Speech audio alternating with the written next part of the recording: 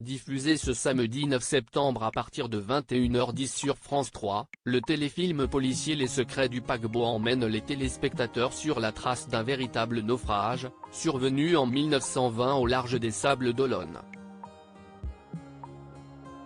Direction l'ouest de la France ce samedi 9 septembre avec Les Secrets du paquebot, diffusé à partir de 21h10 sur France 3.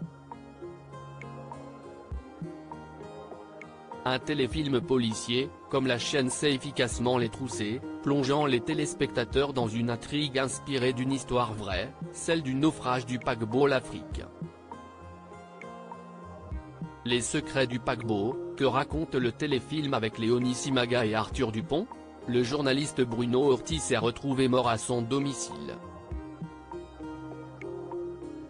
Les premières constatations révèlent qu'il a été torturé, comme si son meurtrier avait voulu le faire parler.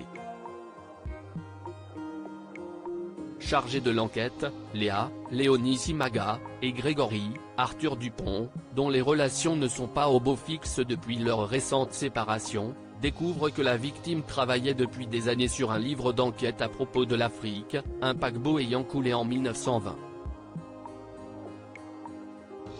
Est-ce à cause des révélations contenues dans cet ouvrage qu'Ortiz a été tué? Quel mystère recèle l'épave? Léa et Grégoire s'embarquent dans une investigation qui va grandement les chambouler. Les secrets du paquebot, où a été tourné le téléfilm avec Léonie Simaga et Arthur Dupont? Contactés par Télé Loisirs, la productrice Aline Panel et le producteur artistique Olivier Breton livrent quelques secrets de tournage de ces secrets du paquebot, et en particulier sur les lieux de tournage. Il révèle tout d'abord que ce téléfilm a été tourné à 100% aux Sables d'Olonne. Ainsi le journal pour lequel travaillait la victime a pour cadre les locaux du Journal des Sables, le décor du commissariat a été créé au sein de l'école des pêches de la commune et la scène finale a été mise en boîte dans le jardin d'une propriété privée.